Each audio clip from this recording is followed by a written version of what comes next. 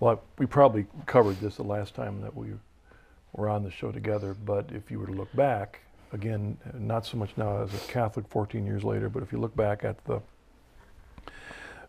time of your journey, what would you say were the key barriers that stood in that prevented you from being open to the Catholic Church? Now, in your case, there's probably a whole raft of them. Almost a whole lot. Yeah, a whole lot. yeah. Again, there were a lot of issues that I had to work through. Probably the biggest ones were the typical issues that Protestants have with the Catholic Church: salvation by grace through faith alone,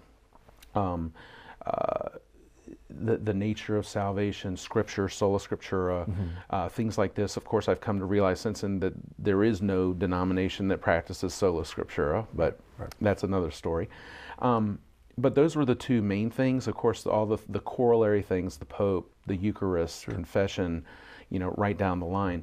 And it was a real work of grace that, God led us to the answers that we needed to get those things cleared up.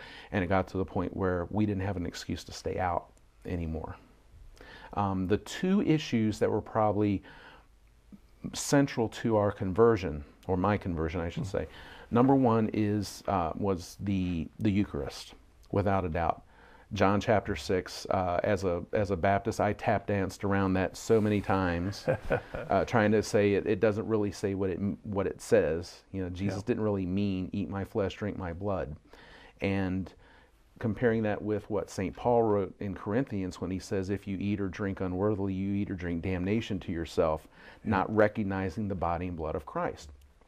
And once I approached that and hit its face, square on, there was no way I could get around it. It says what it says. And then realizing from history that nobody, for almost 1,500 years, there was virtually no Orthodox Christian that questioned the real presence of Christ in the Eucharist.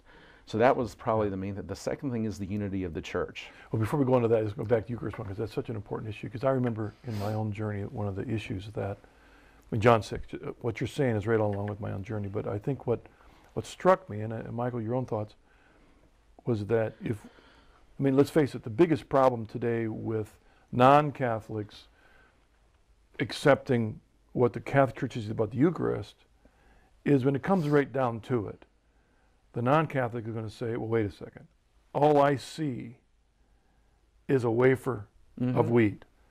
All I see with my senses is a goblet of grape wine.